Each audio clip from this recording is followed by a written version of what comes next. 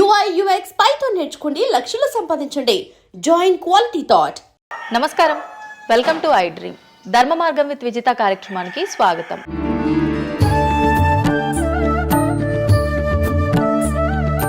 ప్రస్తుతం మనతో పాటు ఉన్నారు ప్రముఖ జ్యోతిష్యులు వేణుస్వామి గారు. ఇప్పుడు వారితో మాట్లాడి మరిన్ని విషయాలు తెలుసుకుందాం. ముఖ్యంగా మనకెన్నో సందేహాలు ఉంటూ ఉంటాయి, వాటి గురించి అడిగి తెలుసుకునే ప్రయత్నం చేద్దాం. నమస్కారం అండి. నమస్తే తల్లి. ఓం నమో వెంకటేశాయ. వెంకటాద్రి సంస్థానం బ్రహ్మాండే నాశకించిన వెంకటేశ సమోదేవో నా భూతో నా భవిష్యతి. గురుగారు, చాలా వరకు ప్రస్తుత రోజుల్లో జ్యోతిష్యాన్ని ఎక్కువగా నమ్ముతున్నారేమో అనిపిస్తూ ఉంటుంది. సేమ్ టైం మళ్ళీ జ్యోతిష్యం మూఢనమ్మకము అని చెప్పి కొట్టిపారేసే వాళ్ళు కూడా ఎక్కువైపోయారేమో అనిపిస్తుంది. అసలు ఈ జ్యోతిష్యం అనేది ఎంతవరకు ఒక కీలక పాత్ర పోషిస్తుంది ప్రతి మనిషికి కూడా? సో జ్యోతిషం అనేది నువ్వు చెప్పినట్టుగా ప్రతి మనిషికి ఒక ఫేసు, రెండు ఫేసులు ఉంటాయి. కానీ కొంతమందికి చాలా ఫేసెస్ ఉంటాయి. ఉదాహరణ, వేణుస్వామికి రెండే ఫేసులు ఉండొచ్చు. అంటే సామాజికంగా ఒకటి, ప్రైవేట్గా ఒకటి. కానీ సమాజంలో ప్రస్తుతము తెలుగు రాష్ట్రాల్లో ఒక మనిషికి 5 ముఖాలు ఉన్నాయి. అంటే తెలుగు రాష్ట్రాల్లో ఎందుకు చెప్తున్నానంటే, భారతదేశాన్ని మొత్తం కంపేర్ చేసినప్పుడు భారతదేశానికి సంబంధించినటువంటి రాజకీయాలు వేరు, తెలుగు రాష్ట్రాల రాజకీయాలు వేరు. భారతదేశం సోషల్ మీడియా వేరు, తెలుగు రాష్ట్రాల సోషల్ మీడియా వేరు. భారతదేశం న్యూస్ ఛానల్స్ వేరు, తెలుగు రాష్ట్రాల న్యూస్ ఛానల్స్ వేరు. సో ప్రతిదీ తీసుకుంటే తెలుగు రాష్ట్రాలకు సంబంధించి చాలా ప్రత్యేకమైనటువంటి స్టైల్లో మనం ప్రజెంట్ వెళ్తా ఉన్నాము. ప్రత్యేకించి తెలుగు రాష్ట్రాలు ఇంతకుముందు ఒకటే రాష్ట్రానికి పరిమితం అయ్యి ఉండే, అది ఇప్పుడు హైదరాబాద్ కూడా అంటుకుంది. సో 2 రాష్ట్రాలు ఇంచుమించుగా సేమ్ స్టైల్లో వెళ్తున్నాయి. సో జ్యోతిష్యం నమ్మాలా వద్దా అనేది పక్కన పెడితే, ఎప్పుడే కానీ దేని గురించి ఎవరు మాట్లాడినా 2-3 విషయాల గురించి మాట్లాడతారు. ఒకటి ఐడెంటిటీ, ఒకటి బ్రాండు, ఒకటి ప్రత్యేకించి పిఆర్ స్ట్రాటజీ. ఇప్పుడు బ్రాండ్ అనేది వేణుస్వామి అంటే ఒక బ్రాండ్. వేణుస్వామి జ్యోతిషం గురించి మాట్లాడుతున్నాడు అంటే చాలా మంది వెయిట్ చేస్తారు, జరిగిందా జరగలేదని విశ్లేషించుకుంటారు. అదొక పద్ధతి. వేణుస్వామిని విమర్శించే వాళ్ళు ఏం చేస్తారు అంటే, వాళ్ళు ఐడెంటిటీ క్రైసిస్లో ఉంటారు. సో వాళ్ళు వేణుస్వామిని విమర్శించినా, లేకపోతే ఒక పెద్ద వ్యక్తిని విమర్శించినా వాళ్లకు దానివల్ల ఐడెంటిటీ వస్తుంది. మామూలుగా వాళ్ళు విమర్శిస్తే ఎవడు పట్టించుకోడు, వేణుస్వామిని విమర్శిస్తే పట్టించుకుంటారు. అలా కాకుండా కొంతమంది ఇది ఏమంటారు, హేతువాదులు అనొచ్చు, లేదంటే నాస్తికులు అనొచ్చు, ఇంకోటి అనొచ్చు. సో వీళ్ళందరూ ఏంటంటే ప్రత్యేకించి హిందూ మతానికి సంబంధించిన జ్యోతిష్యం గురించి మాట్లాడతారు, హిందూ మతానికి సంబంధించిన పండుగలు వినాయకుని గురించి మాట్లాడతారు. మొత్తం ప్రపంచమంతా పొల్యూటెడ్ అయ్యి కలుషితమై సర్వం సంకనాగిపోయినా ఎవడు పట్టించుకోడు. కానీ వినాయక చవితి ముందు రోజు మాత్రం నిద్రలేస్తారు వీళ్ళందరూ. అట్లనే అసలు ఈ ప్లాస్టిక్ వల్ల అసలు నూనె ఎట్లా వస్తుంది, ఎందుకంటే 90 రూపాయలకు 1 కిలో నూనె ఎట్లా తింటున్నాం మనము అని ఆలోచించాడు ఎవరు లేడు. కొన్ని లక్షల మంది రోజు మందు తాగి సిగరెట్ తాగి సస్తుంటే ఎవరికే ఉండదు. కానీ ఖచ్చితంగా దీవాళి ముందు రోజు మనం కాల్చే క్రాకర్స్కు మాత్రమే వీళ్ళు విజృంభిస్తాడు. సో ఇవన్నీ కూడా ఐడెంటిటీ క్రైసిస్ అవ్వచ్చు, లేదా పని కట్టుకుని విమర్శించాలి అవ్వచ్చు. మనం ఏం నమ్ముతాము అంటే లెక్కలు నమ్ముతాం. 2002కు పూర్వము, 2002 తర్వాత తీసుకుంటే జ్యోతిష్యాన్ని నమ్మేవారి సంఖ్య, హిందూ మతాన్ని నమ్మేవారి సంఖ్య 9% పెరిగింది. సో ఇది వేణుస్వామి సొంత కవిత్వం కాదు. గూగుల్ చేస్తే గూగుల్లో మీకు కనిపిస్తుంది పర్సెంటేజ్ ఎంత పెరిగింది అనేది. సో ఎప్పుడే కానీ గుర్తుంచుకోవాల్సింది ఏంటి అంటే, మనము సైంటిఫిక్గా సైన్స్ పరంగా మనం ఎంత ముందుకెళ్తామో, మన జెన్జీ జనరేషన్, ఆల్ఫా జనరేషన్లు ఎంత ఫాస్ట్గా వస్తాయో, ఎట్ ది సేమ్ టైము దేవుళ్ళ మీద నమ్మకాలు కూడా అదే పరిస్థితులలో ఉంటాయి. కాకపోతే ఇక్కడ ఏంటి అంటే, ఒకటి ఎక్స్ప్రెసివ్ అవ్వచ్చు, ఎక్స్ప్రెసివ్ కాకపోవచ్చు. ఎందుకు పెరిగాయి అంటారు ఈ పర్సంటేజ్ మీరు అన్నట్లుగా? అంటే ఖచ్చితంగా కష్టాల ప్రాబ్లం. అంటే ఇక్కడ కష్టాల కంటే కూడా కాంపిటీషన్ అని చెప్తాను నేను. సో ఇప్పుడు ఏమైపోయింది అంటే, విపరీతమైనటువంటి కాంపిటీషన్లోకి నెట్టబడ్డాం మనం అందరము కూడా. అంటే ఏమైపోయింది అంటే, ఒక 1990కి పూర్వము మనం సంపాదించుకునే సొమ్మంతా కూడా దాచిపెట్టుకొని, ఆ డబ్బును దాచుకొని మన కుటుంబాలు తింటాయి, మన పిల్లలు తింటాయి అనే ఆలోచన ఉండేది. 2000 సంవత్సరం తర్వాత ఏమైపోయింది అంటే, మనం సంపాదించుకున్నది మనమే ఎంజాయ్ చేయాలి, ఒక కారు కొనుక్కోవాలి, సో లగ్జరీ లైఫ్ లీడ్ చేయాలి, 10 మందికి చూపించుకోవాలి. అంటే స్వతహాగా అనుభవించడం కంటే కూడా 10 మందికి చూపించుకోవాలి అనేటువంటి ఒక పనికిమాలిన భావన జనాల్లో చాలా వచ్చింది. ఇది ఎంతవరకు కరెక్ట్ అంటే? తప్పు చెప్తున్నా. ఇప్పుడు ఉదాహరణ, ఒక ఇన్ఫ్లుయెన్సర్స్ చూస్తుంటే అసలు యాక్చువల్గా వినాయక చవితి అనేది చవితి రోజు చేసుకోవాలి. కానీ వీళ్ళు ఏం చేస్తున్నారు, వినాయక చవితికి 2 రోజుల ముందరనే వినాయక చవితి చేసుకొని దాన్ని మొత్తం ఎడిట్ చేసి అంతా చేసి వినాయక చవితి నాడు పోస్ట్ చేస్తారు. సో దీనివల్ల వాళ్ళ ఖచ్చితంగా ఎఫెక్ట్ అవుతుంది. ఎందుకు ఎఫెక్ట్ అవుతుంది అంటే, ఇప్పుడు మాంగళ్యం ఉంది, ఉదాహరణ మెడలో మంగళసూత్రం అనేది ధరిస్తారు అమ్మాయిలు. వీళ్ళు ఏం చేస్తున్నారు ఈ మధ్యన అంటే కొంతమంది అమ్మాయిలు వెస్ట్రన్ కల్చర్కు బానిసలైన అమ్మాయిలు ఏం చేస్తారంటే దాన్ని ఏమంటారు, బ్యూటీ పార్లర్కి పోయినప్పుడు ఈ మంగళసూత్రాన్ని తీసి అట్లా పక్కకు పెడతారు. సో మళ్ళీ ఎప్పుడైతే నువ్వు ఆ మంగళసూత్రాన్ని వేసుకుంటున్నావో ఆ సమయం కనుక మంచిది కాకపోతే ఎఫెక్ట్ అవుతుంది ఫ్యామిలీ. సో అందుకని నువ్వు చేసేటువంటి వినాయక చవితి పూజ కరెక్ట్ సమయంలో చేయకపోతే అది నెగిటివ్ అయ్యేటువంటి అవకాశం ఉంది. సో ఇట్లా ఇన్ఫ్లుయెన్సర్స్, ఉదాహరణ ఇప్పుడు జనరల్గా బేసిక్గా మనము ఒక యూరోప్ కంట్రీకి పోతున్నాము, ఒక దుబాయ్కి పోతున్నాము అంటే మనం అక్కడికి పోయినాక షాపింగ్ చేస్తాం. కానీ ఇప్పుడు ఉన్నటువంటి జనరేషన్లో వీళ్ళందరూ ఏంది, ఇక్కడ షాపింగ్ చేసి మళ్ళీ అక్కడ షాపింగ్ చేస్తారు. అంటే చాలా విచిత్రం అయిపోయింది. అంటే ఖచ్చితంగా సంవత్సరానికి ఒక 10 డొమెస్టిక్ టూర్లు, ఖచ్చితంగా సంవత్సరానికి ఒక 5 ఇంటర్నేషనల్ టూర్స్. ఇవన్నీ దేనికోసము అంటే సమాజానికి మా దగ్గర డబ్బులు ఉన్నాయి అని చూపించుకోవడం కోసము, సో ఆర్భాటాల కోసము. సో నేను జనరల్గా ఏం చెప్తా అంటే first build your own brand. First brand build చేసుకున్నాక తర్వాత నువ్వు బ్రాండ్లకు అలవాటుగా. ఇప్పుడు ఒక అనామకుడు, ఒక మామూలు మనిషి రేంజ్ రోవర్ కార్ వేసుకొని వస్తే జనాలందరూ రేంజ్ రోవర్ కార్ను చూస్తారు. అదే ఒక సూపర్ స్టార్, ఒక ప్రభాస్, ఒక మహేష్ బాబు వస్తే మహేష్ బాబుని చూస్తారు, ప్రభాస్ని చూస్తారు, కానీ కార్ను చూడరు. సో నేనేమంటే ఫస్ట్ నువ్వు దాన్ని తయారు చేసుకో. ఇప్పుడు ఉదాహరణ ఒక బాలీవుడ్ హీరోయిన్ ఉంది, ఆ బాలీవుడ్ హీరోయిన్ ఒక ఎల్వి హ్యాండ్ బ్యాగ్ వేసుకుంది, సపోజ్ అది ఫేకే అనుకుందాం, బట్ జనాలు అందరూ అది ఒరిజినల్ అనుకుంటారు. అదే ఒక మామూలు అమ్మాయి నిజంగానే ఎల్వి బ్రాండ్ వేసుకుంది, కానీ అది ఫేక్ అనుకుంటారు. సో అందుకని ఫస్ట్ నీ బ్రాండ్ నువ్వు నిలబెట్టుకున్న తర్వాత అప్పుడు నువ్వు బ్రాండ్స్ జోలికి వెళ్ళు. ఇప్పుడు సో ప్రస్తుతం సమాజంలో ఈ జ్యోతిష్యం గురించి విమర్శించే వాళ్ళ సంఖ్య ఎందుకు ఎక్కువైంది అంటే వాళ్ళకు వ్యక్తిగతమైన అంశాలు చాలా ఉంటాయి. They want subject. అంటే ఏమైపోయింది, ఇప్పుడు ఎగ్జాంపుల్, ఇప్పుడు నేనే ఒక యూట్యూబ్ ఛానల్ పెట్టుకున్నా, నన్ను నేను ఓన్గా జర్నలిస్ట్గా నన్ను నేను గుర్తించుకున్నా, నాకు సబ్జెక్ట్ కావాలి. నాకు సబ్జెక్ట్ కావాలి అంటే అట్లీస్ట్ నేను ప్రతిరోజు కనీసం ఒక 10 నుండి 15 వీడియోలు చేయాలి. వీడియోలు చేయాలి అంటే నాకు ఆ మనిషితో పని లేదు, ఆ వ్యవస్థతో పని లేదు, ఆ సబ్జెక్టుతో పని లేదు. నేను రాకెట్ గురించి నేనే మాట్లాడతా, జ్యోతిష్యం గురించి నేనే మాట్లాడతా, రైతు గురించి నేనే మాట్లాడతా, పిడకల గురించి నేనే మాట్లాడతా. అంటే లాస్ట్కు నాకు కావాల్సింది ఏంది అంటే నాకు వ్యూవర్స్ కావాలి. అట్లీస్ట్ నేను పెట్టే సబ్జెక్టుకు నాకు తెలియకున్నా సరే దాని గురించి కంటి చూపు గురించి నేనే మాట్లాడతా, క్యాన్సర్ గురించి నేనే మాట్లాడతా, ఎయిడ్స్ గురించి నేనే మాట్లాడతా. అంటే కాదేది విమర్శకు అనర్హం. అంటే నీకు సబ్జెక్టు తెలుసా తెలియదా అంటే ఇంగితం ఉండేవాడు కంట్రోల్ చేసుకో. ఇప్పుడు నాకు సిగ్గు శరము ఇంగితం ఉంది. ఇప్పుడు ఆ కెమెరామెన్ తీసేటువంటి కెమెరాకు సంబంధించి ఆయన ఎట్లా పెట్టాలి ఫోకస్, ఆయన లెన్స్ ఎంత అడ్జస్ట్ చేసుకుంటాడు ఏంది అనేది నాకు సంబంధం లేని వ్యవహారం. కానీ నేను అసలు దానిలోకి వెళ్ళను. కానీ అదే విశ్లేషకుల పేరుతో ఉండేటువంటి యూట్యూబ్ ఛానల్స్ అవ్వచ్చు, ఇంకొకళ్ళు అవ్వచ్చు, వాళ్ళు ఏం చేస్తారు, దాన్ని కూడా వాళ్ళే జస్టిఫికేషన్ చేస్తారు. అంటే దాన్ని కూడా నువ్వు కెమెరా ఎట్లా పెట్టాలనో కెమెరామెన్కి వీళ్ళు నేర్పిస్తారు, వీళ్ళే డిస్కషన్. ఎందుకు అంటే వాళ్ళకి ఏదో ఒక 10,000 వ్యూవర్షిప్ పోతే ఇట్లా ఓవరాల్గా తీసుకుంటే నెలకింత వెళ్తుంది పైసలు. సో దీని మీద బ్రతికే వాళ్ళు, సో వాళ్ళు ఏం చేస్తారు, వాళ్ళు విమర్శలు చేస్తారు. సో అట్లనే హేతువాదుల ముసుగులో ఉండేవాళ్ళు విమర్శలు చేస్తారు. అన్నిటికంటే ప్రాబ్లం ఏమైపోయింది అంటే పొద్దున్న లేస్తే హిందూ మతం బాగుండాలి అంటే అసలు హిందూ మతానికి థ్రెట్ ఎవరితోనుంది? హిందువులతోనే ఉంది, ముస్లిమ్స్తో లేదు, క్రిస్టియన్స్తో లేదు. ఎందుకంటే వేరే వాళ్ళు మన జోలికి రావట్లా. ఎంతసేపు కప్పల భాగవతం లాగా మన జీవితంలో ఎలుకల భాగవతం లాగా ఒక ఎలుక ఇంకో ఎలుకని కిందికి గుంజుతుంది, ఒక కప్ప ఇంకో కప్పని కిందికి లాగుతుంది. అట్లనే హిందువులలో వేణుస్వామి ఆస్ట్రాలజికల్ ప్రిడిక్షన్స్ లో మంచిగా ఉన్నాడు అంటే వేణుస్వామి చెప్పింది ఏదైనా జరిగినప్పుడు వేయడానికి ఎవరికి మనసు రాదు, కానీ వేణుస్వామిని విమర్శించడానికి పొలోమంటే అందరూ వచ్చేస్తారు. అంటే మరి నేను హిందువునే కదా, నన్ను కిందికి లాగేవాడు హిందువే కదా, మరి ఇక్కడ హిందూ మతం ఏమవుతుంది? ఇప్పుడు సమాజంలో నేను అబ్జర్వ్ చేస్తున్నా, గత కొన్ని రోజుల నుండి, ఒక 6 నెలల నుండి, సంవత్సరం నుండి Telugu media in the sense నేను లోకల్ సోషల్ మీడియాలో హిందూ మతాల పేరు మీద కొత్త వర్షన్ వచ్చింది. ఏంటి అంటే హిందూ ఆచార వ్యవహారాలను విమర్శించడము చాలా కామెడీ అయిపోయింది. ఒక ఆయన ఈ మధ్యలో ఇంటర్వ్యూ చూసిన నేను, అసలు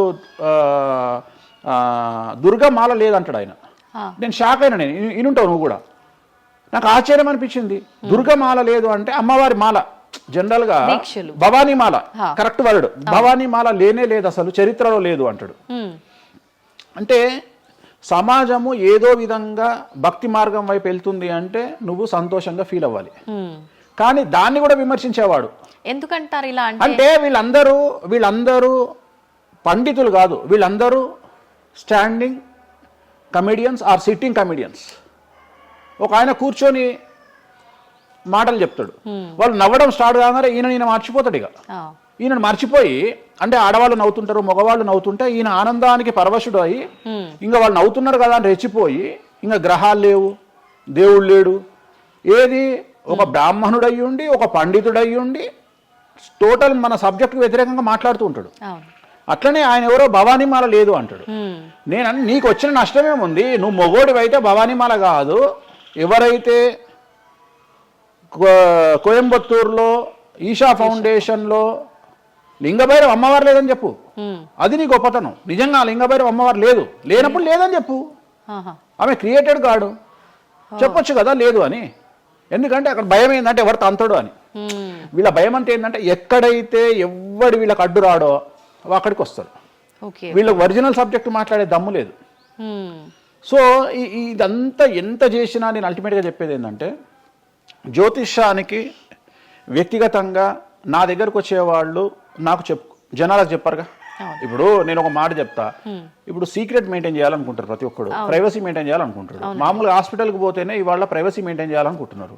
అది అట్లీస్ట్ తలకాయనొప్పికి పోయినా వాళ్ళు దే వాంట్ ప్రైవసీ. అంటే కారు డైరెక్ట్గా B1కి వెళ్ళిపోతుంది, పైకి వెళ్ళిపోతారు, డాక్టర్ని కలుస్తారు, వస్తారు. అట్లాంటిది వేణుస్వామి దగ్గరకు వచ్చి నేను ఎందుకు చెప్పాలనుకుంటున్నా, లేదంటే నేను ప్రజలకి చెప్పాలనుకుంటున్నా అనుకోరు కదా.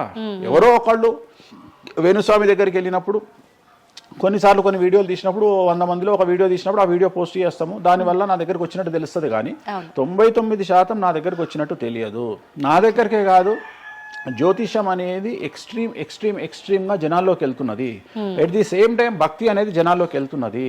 దాన్ని భయం అంటమా భక్తి అంటమా పక్కన పెడితే ఈరోజు జనాలు ముక్కోటి కానీ ఇతరత్ర పండుగలు కానీ జనవరి 1 కానీ జనాలు విపరీతంగా దేవాలయాల్లో ఉంటున్నారు. అంటే జనాలకు దేవుడి మీద కానీ శాస్త్రాల మీద కానీ వచ్చినటువంటి నమ్మకము, ఈ నమ్మకాన్ని ఎవరో ఒకళ్ళు వచ్చి టీవీలో కూర్చొని చెప్పినంత మాత్రాన పోదు. సో ఇది జనాల్లోకి విపరీతంగా వెళ్తానే ఉంటుంది. జనాలు ఎప్పుడే కానీ ఎంత వెస్టర్న్ కల్చర్కి వెళ్ళినా నమ్మకము అనేది ఒకటి ఉంటుంది. మనల్ని నమ్మించేది, మనల్ని బ్రతికించేది నమ్మకము. ఈ నమ్మకం లేకపోతే మనకు జీవితం లేదు. సో ఈ జ్యోతిష్యము అనేది అంధకార బంధురంలో ఉండేటువంటి ఒక వ్యక్తిని బయటకు తీసుకురావడానికి, జరగబోయే నష్టాన్ని చెప్పడానికి మాత్రమే పనికి వచ్చేటువంటి శాస్త్రము. అంతేగాని నువ్వు 50 ఏళ్లకు నరుకుతావు, 40 ఏళ్లకు కారు కొంటావు, ఈ సొల్లు పురాణం చెప్పాల్సిన పని లేదు. జరగబోయేటువంటి నష్టాన్ని గనక చెప్పగలిగితే జ్యోతిష్యము దాన్ని సరి చేసుకోవడంతో పాటు మానసికంగా స్ట్రాంగ్ అవ్వడానికి ఆ వ్యక్తికి చాలా చాలా చాలా ఉపయోగపడుతుంది. భార్యాభర్తలు తన్నుకొని చస్తారు, విడిపోతారు అని చెప్పడంలో ఉద్దేశము మీరు విడిపోండి అని కాదు. భార్యాభర్తల్లో అట్లీస్ట్ జనరేషన్ బట్టి ఈ రోజు భర్త అనేవాడు కాంప్రమైజ్ అయ్యి భార్య తిట్టినా పడి ఉంటాడు అని ఇక్కడ ఉద్దేశము. అంటే ఒకప్పుడు భార్యకు భర్తకు పెళ్లికి కనీసం 10 సంవత్సరాల గ్యాప్ ఉండేది. ఎందుకు అంటే భార్య అనే అమ్మాయి చిన్నపిల్లగా ఉంటే భర్త అనేవాడు ఒక కూతుర్ని చూసుకుంటాడు అనే ఉద్దేశంతో ఆ పెళ్లిళ్ళు చేసేవాళ్ళు. ఇవాళ ఏం చేస్తున్నారు, ఇద్దరికి 6 నెలలు తేడా ఉండదు. సో ఇద్దరు టెంపర్మెంట్ లో వెళ్తారు, ఇద్దరు గొడవలు పడతారు.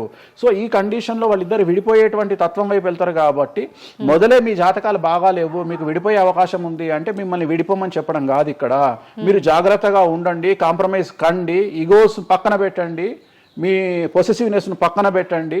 సో ఆర్థికపరమైనటువంటి అంశాల్లో క్యాలిక్యులేటెడ్గా ఉండండి, తన్నుకొని చావకండి, విడిపోకండి అని మొదలే వాళ్ళని హెచ్చరించడం అనేటువంటిది దీంట్లో భాగము.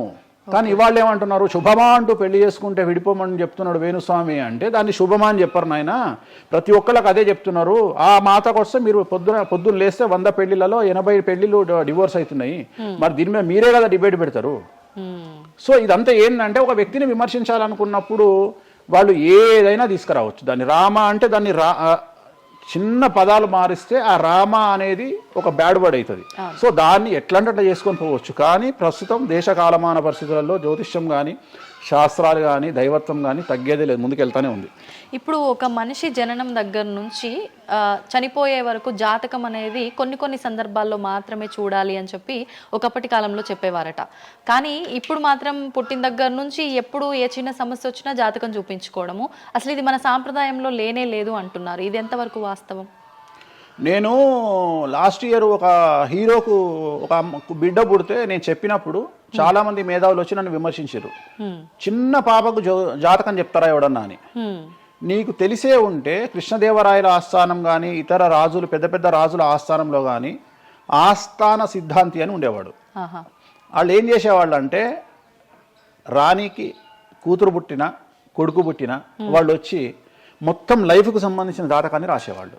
పుట్టడంతోనే అసలు ఈ పుట్టిన రోజే రాసేవాళ్ళు. ఓకే. వీళ్ళు ఏమవుతారు, ఈయన జీవితంలో ఏమవుతాడు, దొంగ అవుతాడా, మంచోడు అవుతాడా, రాజు అవుతాడా, లంగ అవుతాడా, క్రికెటర్ అవుతాడా, అంటే ఆ దేశకాలం మన ప్రశ్న బట్టి అప్పుడు. సో దాన్ని ఇప్పుడు కన్వర్షన్ చేసుకుంటే ఇప్పుడు మేము రాసే జాతకంలో ఇప్పుడు వీడు ఇంజనీర్ అవుతాడా, డాక్టర్ అవుతాడా, ఎంటర్ప్రెన్యూర్ అవుతాడా, ఉద్యోగస్తుడు అవుతాడా. సో ఇవన్నీ అంచనా వేగ ఒక మనిషి పుట్టినప్పటి నుండి లగ్నాన్ని బేస్ చేసుకొని 1వ నెంబరు అంటే లగ్నము నుండి 12వ నెంబరు అంటే వ్యయము 1 నుండి 12 గడులను కనుక తీసుకొని రాస్తే ఆ మనిషి ఎప్పుడు పుట్టి ఏమేం చేస్తాడు, ఎప్పుడు చనిపోతాడు అనేది వెరీ క్లియర్గా మెన్షన్ చేయవచ్చు. సో ప్రతి రోజు జాతకాన్ని వేసుకోవచ్చు, ప్రతి నెల జాతకాన్ని వేసుకోవచ్చు. గోచారము గ్రహచారము అని 2 ఉంటాయి. గోచారము అంటే ప్రస్తుతం జరిగేటువంటి గ్రహాల యొక్క గమనం ఏ విధంగా ఉంది అని తెలియజేసేది గోచారము. గ్రహచారము అంటే పుట్టినప్పుడు దాన్ని బేస్ చేసుకొని రాసేది గ్రహచారము. జనరల్ గా తెలుగు రాష్ట్రాల్లో చాంద్రమానాన్ని మాత్రమే బేస్ చేసుకొని జాతకాలు రాస్తారు. కానీ వేణుస్వామి ఒక్కడే చాంద్రమానము, సౌరమానము, బార్హస్పత్యమానము అనే 3 విభాగాలను బేస్ చేసుకొని జాతకాలు రాస్తాడు. చాంద్రమానము అంటే చంద్రుడిని బేస్ చేసుకొని రోజున్నర పాటు చంద్రుడు ఒక రాశిలో ఉండేదాన్ని చాంద్రమానము అంటారు. ఇది మన దక్షిణ భారతదేశంలో వాడతాము. సౌరమానము అంటే సూర్యుడు, రవి ఒక నెలలో ఒక రాశిలో ఉంటాడు, దాన్నే మనం సౌరమానము అంటాము. అలాగే బార్హస్పత్యమానము అంటే బృహస్పతిమానము, సంవత్సరం పాటు గురువు ఒక రాశిలో ఉండేదాన్ని బార్హస్పత్యమానము అంటాము. మనము పుట్టినప్పటి నుండి కనీసము నాకు తెలిసి గత 1000 సంవత్సరాలు లేనటువంటి చరిత్ర ఈ సంవత్సరము 2026లో మనం చూడబోతా ఉన్నాము. గురువు ఒకే సమయములో 6 నెలల్లో 3 రాసుల్లోకి ప్రవేశిస్తా ఉన్నాడు. అంటే జనరల్ అర్థం కాదు, అసలు మనం ఎప్పుడు చూడలే. అందుకనే ఈ సంవత్సరం చాలా పెను సంచలనాలు ఉంటాయి. 2026లో గురువు మిథునం, కర్కాటకం, సింహం 3 రాశుల్లోకి వచ్చి మళ్ళీ రివర్స్ వస్తున్నాడు కర్కాటకానికి. సో చాలా విచిత్రమైనటువంటి ఒక గమనాన్నిగా మనం చూడాల్సి వస్తుంది. ఇది చాలా పెను సంచలనాలకు అంటే సృష్టిలోనే ఒక విచిత్రమైనటువంటి అనుభూతిని మనం పొందబోతా ఉన్నాము, మంచి చెడులు పక్కన పెడితే. సో ఇలాంటి పరిస్థితి నుండి జాతకాలను విశ్లేషించడము ఇవన్నీ కూడా నడుస్తాయి. ఇప్పుడు కొన్నిసార్లు మనిషి కొన్ని సందర్భాల్లో ఇబ్బంది వచ్చినప్పుడు నా తలరా తింటే భగవంతుడు ఇంకా రాసేశాడు, నేనేం మార్చలేను అంటుంటారు. కొన్నిసార్లు భగవంతుడిని పక్కన పెట్టి తలరాతను పక్కన పెట్టి మనం గట్టిగా ఒకటి అనుకుంటే అయిపోతుంది అని అంటూ ఉంటారు. మీరు ముందుగానే ఒక శిశువు జననం అయినప్పుడే వాళ్ళ మొత్తం లైఫ్కి సంబంధించిన జాతకం ఇవ్వగలుగుతాము అన్నారు. మరి మధ్యలో ఇప్పుడు చెప్తున్న వాళ్ళ విధానాలను బట్టి మనం అనుకుంటే అయిపోతుంది, ఏదైనా మనం ప్రయత్నం చేస్తే మారుతుంది, భగవంతుడు దాన్ని మార్చేస్తాడు కొన్ని ప్రయత్నాల వల్ల అంటారు. ఈ రెండిట్లో అసలు దేన్ని నమ్మాలంటారు? ఇప్పుడు భగవంతుడు రాసినాడు, మన జాతకము మారదు, మన తలరాత మారదు అని అనుకుంటే అలాంటి వాళ్ళందరినీ మనం చేయాల్సింది ఏంటంటే వాళ్ళకి ఎవరికైనా హార్ట్ అటాక్ రాగానే వాళ్ళని అట్లనే బెడ్ మీద కూర్చోబెట్టి ఎదురుగా ఫోటో పెట్టి దేవుని మొక్కుమని చెప్పాలి. హాస్పిటల్కి ఎవరిని పంపించొద్దు. ఎందుకంటే తలరాత కదా, భగవంతుడు రాసేసిండు కదా. మరి ఎందుకు అనవసరంగా అంబులెన్స్కి ఫోన్ చేయడము, హాస్పిటల్కి వెళ్ళడం ఎందుకు, పనిలేని పని కదా. అంటే నీ ప్రయత్నము హార్ట్ అటాక్ వచ్చినా కానీ నిన్ను తీసుకుపోయి హాస్పిటల్లో అడ్మిట్ చేస్తున్నారు. సో హాస్పిటల్లో నిన్ను టైంకు తీసుకుపోవాలా వద్దా అని డిసైడ్ చేసేది జాతకం. నువ్వు బతుకుతావా బ్రతకవా అని డిసైడ్ చేసేది జాతకం. ఇక్కడ నేను తోపు నేను తురుము అని అనుకుంటే నడవదు. నేను తోపు నేను తురుము అనుకోవద్దు. చాలా మంది చాలా రకాలుగా కష్టపడతారు. కష్టపడితేనే సుఖపడతాము, కష్టపడితేనే జీవితం అభివృద్ధిలోకి వస్తుంది అనుకుంటే అతి కష్టం పడేది గాడిద. సో అతి కష్టం పడేది డ్రైనేజీలో పనిచేసేటువంటి మున్సిపల్ వర్కర్స్. సో వాళ్లకు ₹1,00,000 రోజుకు జీతం ఇచ్చినా తక్కువ లేదు. అంటే వాళ్ళు ఊడ్చే చెత్త, వాళ్ళు తీసే చెత్త ఈ ప్రపంచంలో ఎవరూ భరించలేరు. అలాంటిది వాళ్ళు చేసే కష్టం మీద కంపేర్ చేస్తే ఈ ప్రపంచంలో ఇక కష్టం చేసే మనుషులే లేరుగా. మరి అలాంటి వారికి మనం ఇచ్చే జీతం ఎంత? 40,000, 50,000. కానీ వాళ్లకు కనీసం నెలకు 40 లక్షలని ఇవ్వాలి. అంటే నువ్వు చేసే కష్టానికి కాకుండా నువ్వు తెలివితో చేసే కష్టానికే విలువ ఎక్కువ.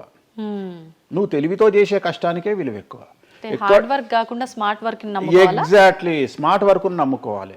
సో రెండవది, నేను కష్టపడితే అసలు రానే రాదు. నువ్వు కష్టపడడం కాదు, నువ్వు తెలివిగా కష్టపడు, కసిగా కష్టపడు. సో అందరికంటే భిన్నంగా ముందుకెళ్ళు. సో దీంట్లో లోకులు నీ మీద రాళ్లు వేస్తారు, దీంట్లో లోకులు నిన్ను సమాజంలో టార్గెట్ చేస్తారు. So there is no development in comfortable zone. నువ్వు కంఫర్టబుల్ జోన్ దాటిన తర్వాతనే నీ జీవితంలో నీ కష్టాలు అనేవి స్టార్ట్ అవుతాయి. ఆ కష్టాలు స్టార్ట్ అయిన తర్వాత అభివృద్ధి అనేది ఏర్పడుతుంది. సో నువ్వు ఉద్యోగానికి అలవాటైనవు అంటే జీవితంలో నువ్వు ఉద్యోగంలోనే ఉండిపోతావు. నువ్వు రిస్క్ తీసుకొని సంవత్సరం పాటు ఖాళీగా కూర్చోవడానికి ట్రై చేసి నువ్వేదో వ్యాపారం చేసుకోనో ఇంకేదో చేసుకోనో ముందుకు రావడానికి ప్రయత్నం చేస్తే అప్పుడు నువ్వు తోపవుతావు. ఓకే. సో ఇక్కడ నువ్వు ఎంత టార్గెట్ చేసినావు జీవితంలో, ఎంత డబ్బు సంపాదిస్తున్నావు అనే దాని మీద నువ్వు తీసుకునే రిస్క్ ఆధారపడి ఉంటుంది. నువ్వు తీసుకునే రిస్క్ను బేస్ చేసుకుని నీ లైఫ్లో డెవలప్మెంట్ అనేది ఆధారపడి ఉంటుంది. అంతేగాని నేను నార్మల్గానే ఉంటా, నాకు డబ్బులు రావాలి అంటే రావు. ఎట్ ది సేమ్ టైము నాకు జ్యోతిష్యము అనేటువంటిది ఎలాంటిది అంటే, డాక్టర్ దగ్గరికి పోయినప్పుడు బ్లైండ్గా కాలో చెయ్యో ఇరిగినప్పుడు డాక్టర్ దగ్గరికి పోయినావు, డాక్టర్ ఏమంటాడు, ఫస్ట్ ఎక్స్రే తీసుకొని రా అంటాడు. అదే జ్యోతిష్యం. ఆ ఎక్స్రే అనేదే నీ లగ్నం, ఎక్స్రే అనేదే నీ కుండలి. సో నువ్వు తీసుకున్న ఎక్స్రే, నువ్వు ఎట్లయితే డాక్టర్ దగ్గరికి పోయినప్పుడు ఎక్స్రే ఎట్లయితే పనిచేస్తుందో, నీ కష్టం వచ్చినప్పుడు నిన్ను కష్టాల నుండి బయటికి తీసుకురావడానికి జ్యోతిష్యం అనేది ఎక్స్రే లాగా ఉపయోగపడుతుంది. ఆ ఎక్స్రే అంటే నీ కుండలి చూసినప్పుడు నీకు ఈ సబ్జెక్ట్లో ఈ ప్రాబ్లం ఎందుకు వచ్చింది, ఒక వ్యక్తికి హార్ట్ అటాక్ ఎందుకు వచ్చింది అంటే ఆయన జాతకంలో రవి కేతువు లేదా శని దృష్టి రవి మీద, లేదా కుజ రవులు 8వ ఇంట్లోనో లేకుంటే 6వ ఇంట్లోనో వ్యయంలో ఉన్నప్పుడు, అలాగే రవి కేతువులు 12వ ఇంట్లో కలిసినప్పుడు, అలాగే 6వ ఇంట్లో కలిసినప్పుడు, సో ఆ సందర్భంలో ఆ గ్రహ చిత్రంలో, ఆ దశా చిత్రంలో ఆ దశ వచ్చినప్పుడు, అంతర్దశ వచ్చినప్పుడు, ఏలినాటి శనిలోనో, ఆ షష్టమ శనిలోనో, అష్టమ శనిలోనో ఈ హార్ట్ అటాక్ అనేది వస్తుంది. అంటే జాతకంలో ఈ దశలను బట్టే కానీ మనం తీసుకుంటున్న ఆహార అలవాట్లను బట్టి కాదంటారా? ఏం తినని వాళ్లకు కూడా క్యాన్సర్స్ వస్తాయి, గుర్తుంచుకోవాలి. ఏం తినని వాళ్ళకు కూడా క్యాన్సర్లు వస్తాయి. చాలా మందికి ప్రస్తుతం సమాజంలో నాన్ వెజ్ తిననటువంటి వాళ్లకు కొలన్ క్యాన్సర్ వచ్చినటువంటి సంఘటనలు నాకు వేలల్లో తెలుసు. సో ఏం తప్పు చేస్తున్నారని అమ్మాయిలకు బ్రెస్ట్ క్యాన్సర్ వస్తుంది? ఆన్సర్ చెప్పు. Question mark. అవునా కాదా? థైరాయిడ్తో ఏం పని చేస్తున్నాం, థైరాయిడ్ ప్రాబ్లం వచ్చింది. సరే, ఉదాహరణ లంగ్స్ క్యాన్సర్ అంటే నువ్వు సిగరెట్ తాగితే వచ్చింది. కానీ నువ్వు నమ్మవో 100 మందిలో 40 మందికి లంగ్స్ క్యాన్సర్ వచ్చిన వాళ్ళకు సిగరెట్ అలవాటు లేదు. ఎందుకు వచ్చింది? సో చాలా మంది అంతెందుకు, కరోనాలో మంచి వాళ్ళు చచ్చిపోయారు, తాగుబోతులు ఎవరు తావాలా? అవును అవును. అసలు దీని మీద కదా నువ్వు సైంటిస్ట్ రీసెర్చ్ చేయాల్సింది. ఇంతమందిని చూసినా మనం రోడ్డు మీద బిచ్చమెత్తుకునేవాడు ఎవరు చచ్చిపోలే. ఎందుకు అంటే వాడి డైజెషన్ సిస్టమ్ అంత స్ట్రాంగ్ ఉంది, వాడి ఇమ్యూనిటీ పవర్ అంత స్ట్రాంగ్ ఉంది. అట్లనే మందు తాగే వాడి ఇమ్యూనిటీ పవర్ అంత స్ట్రాంగ్ ఉంది. తాగుబోతులు ఎవరు చచ్చిపోలే కరోనాలో. సో ఇవన్నీ నువ్వు ఎలా చనిపోతావు, ఏ రోగం వస్తుంది, ఏంది అనేది జ్యోతిష్యం ప్రిడిక్ట్ చేయగలుగుతుంది. జ్యోతిష్యం అనేది నీ లైఫ్ను డిసైడ్ చేసింది కాదు, నీ లైఫ్ను ఎలా మార్చుకోవాలి అనేది జ్యోతిష్యం డిసైడ్ చేస్తుంది. దేవుడు అనేవాడు నీ జాతకాన్ని రాసిండు, నీ తలరాత రాయలే. ఇక్కడ గుర్తుంచుకోవాల్సింది ఏంటంటే, నువ్వు ఏ సమయంలో పుట్టాలి అనేది డిసైడ్ చేసింది ఎవరు? దేవుడు. సో నువ్వు పుట్టినప్పుడు 9 గ్రహాల కాంబినేషన్స్ ఎక్కడున్నాయి? లగ్నంలో ఎవరున్నారు, ద్వితీయంలో ఎవరున్నారు, తృతీయంలో ఎవరున్నారు, చతుర్థంలో ఎవరున్నారు, పంచమంలో ఎవరున్నారు, షష్టమంలో ఎవరున్నారు, వ్యయంలో ఎవరున్నారు. అంటే నీకు ఏ రోగాలు రావాలి, నీకు దోస్తులు ఎట్లాంటి వాళ్ళు ఉన్నారు, నీ కుటుంబంలో నీకు బంధువులతో గొడవలు అయితేయా కావా, నువ్వు డబ్బు ఎంత సంపాదిస్తావు, ఉద్యోగం వల్ల సంపాదిస్తావా, వ్యాపారం వల్ల సంపాదిస్తావా, లేకపోతే బెట్టింగ్లకు పోయి నాశనం చేసుకుంటావా, లేకపోతే వ్యసనపరుడు పోయి నాశనం చేసుకుంటావా, సో అమ్మాయిలకు బానిసైతావా, అంటే ఇట్లాంటివన్నింటిని అనలైజ్ చేయగలిగినటువంటి శక్తి జ్యోతిష్యానికి ఉంది. జ్యోతిష్యము అనేది వేరు కాదు. నువ్వు ఏదైతే దేవుడు జాతకం రాసిండు, ఏదైతే తలరాత రాసిండు అంటుండో గదే గిది. అంటే పుట్టిన టైంని, ప్లేస్ని అన్నిటిని బట్టే ఈ ప్రిడిక్షన్. ఒక మనిషి పుట్టిన సమయాన్ని బేస్ చేసుకొని ఇప్పుడు నువ్వు మాట్లాడుతున్న దేవుడు రాసిన తలరాతనే జాతకం. తలరాత వేరు, జాతకం వేరు కాదు. నీ తలరాత అనేది ఈ లగ్నంలో ఉంది, ఈ కుండలిలో ఉంది. దీన్ని బేస్ చేసుకొని, దీన్ని చేతిలో పట్టుకొని నువ్వు ముందుకెళ్తే నీకు ఏ ప్రాబ్లం ఉండదు. ఒక్కసారి జ్యోతిష్కుని సంప్రదిస్తే కాదు, నువ్వు ప్రతి సంవత్సరము లేదా 2.5 సంవత్సరాలకు ఒకసారి శని మారినప్పుడల్లా నీ జాతకం మారుతుంటది. గోచారంలో మారుతుంటది, గ్రహచారంలో మారుతుంటది. నువ్వు ఎలాంటి చర్యలు తీసుకోవాలి, ఎలాంటి జాగ్రత్తలు తీసుకోవాలి, నీకు వాహన ప్రమాదాలు ఎప్పుడు వస్తాయి, ఆరోగ్యపరమైన ఇబ్బందులు ఎప్పుడు వస్తాయి, న్యాయపరమైన ఇబ్బందులు ఎప్పుడు వస్తాయి, నువ్వు ఎదిగిన తర్వాత నీకు శత్రువులు పెరుగుతారు. నువ్వు ఎంత శుద్ధపూసైనా, ఎంత మంచివాడివైనా, నువ్వు సమాజంలో ఎదిగి ఒక కారు కొనుక్కొని, ఒక ఇల్లు కొనుక్కొని, నీ బతుకు నువ్వు బ్రతుకుతున్నా నీ మీద జనాలు ఏడ్చి చస్తారు. నీకు శత్రువులు అనేవాళ్ళు ఏర్పడతారు. నువ్వు మంచి చేసినా శత్రువులు వస్తారు, చెడు చేసినా శత్రువులు వస్తారు. సో ఇలాంటి వాళ్ళందరి నుండి నువ్వు ఎట్లా తప్పించుకోవడానికి ఏమేమి పూజలు చేసుకోవాలి, ఏమేమి న్యాయపరమైన జాగ్రత్తలు తీసుకోవాలి, వీటన్నిటినీ క్రోడీకరించి చెప్పగలిగిన వాడు జ్యోతిష్కుడు. కాకపోతే జ్యోతిష్కుడికి దేశ కాల మాన పరిస్థితులను బేస్ చేసుకొని జాతకం చెప్పగలగడం రావాలి. ఎందుకంటే జ్యోతిష్యంలో ఉదాహరణ రవి కుజ కేతువు కలిసి ఉన్నప్పుడు సుఖవ్యాధి వస్తుంది. సో సుఖవ్యాధి అని మాత్రమే జ్యోతిష్యం చెప్పింది మాకు, అంతేగాని నీకు సిఫిలిస్, గనేరియా, ఎయిడ్స్, HIV అని చెప్పి రాయలే మాకు అక్కడ రాసింది ఏం రాసిండు, నీకు సుఖవ్యాధి వస్తుంది. కాకపోతే దేశకాలమాన పరిస్థితులను బట్టి ఏ వ్యాధులు వస్తున్నాయో దాన్ని అంచనా వేయగలిగిన శక్తి జ్యోతిష్కుడికి ఉండాలి. ఇప్పుడు కూడా నువ్వు ఇంజనీరింగ్ చేస్తున్నావు అంటే ఇంజనీరింగ్ ఇంకో 2 ఏళ్ళు అయితే పోతుంది. సో కొత్త ఏదో వస్తుంది, స్టడీస్ వస్తాయి. సో మనం మారుతూ ఉండాలి, మనం అప్డేట్ అవుతా ఉండాలి. ఎట్లయితే టెక్నాలజీ కోసము, ఎట్లయితే కెమెరా విషయంలో, ఎట్లయితే మైక్ల విషయంలో అప్డేట్ అవుతున్నామో మేము కూడా జ్యోతిష్యం విషయంలో అప్డేట్ కావాలి. కానీ మమ్మల్ని అప్డేట్ అవ్వడానికి ఎవరు మాకు భుజం తట్టేవాళ్ళు కానీ, వెన్ను తట్టేవాళ్ళు కానీ, మమ్మల్ని ఎంకరేజ్ చేసేవాడు కానీ ఉండడు. ఎంతసేపు మా మీద దాడి చేద్దామని చూసేవాడే ఉంటాడు. మేము ఏదైనా విశ్లేషించి కొత్తది చెప్పుదాము అనేటువంటి ప్రయోగం చేయంగానే ఆటోమేటిక్గా రాకెట్ ఫెయిల్ అయితేనేమో సింపతి చూపిస్తారు, మేము చెప్పింది ఫెయిల్ కాగానే దాడి చేస్తారు. సెఫాలజిస్టుల పేరుతోని ప్రతి సంవత్సరము కనీసం ఒక 20-30 మంది ఫెయిల్ అయితేనే ఉంటారు ఎన్నికలలో. వాళ్ళ జోలికి ఎవడు పోడు. కానీ మేము ఎవడన్నా పుసుక్కున ఎక్కడన్నా ఎన్నికలు గెలువయ్యి అని చెప్పగానే మా మీద దాడి చేసే వాళ్ళు ఎక్కువ ఉంటారు. సో మాకు కూడా ఎంకరేజ్మెంట్ చేస్తే మేము సైన్స్ను ఎప్పుడో పండబెట్టగలిగిన శక్తి మాకు ఉన్నది, జ్యోతిష్కులకు లేక కాదు. కాకపోతే మమ్మల్ని ఎవడు వెన్నుదడతాడు, మా గురించి ఎవడు మాట్లాడతాడు, మా గురించి మెచ్చుకునేది పర్సనల్గా వ్యక్తిగతమైనటువంటి టర్మినాలజీలో మాతో మాట్లాడే వాళ్ళు మెచ్చుకుంటారు తప్ప సమాజం మమ్మల్ని చూసే దృష్టి వేరు.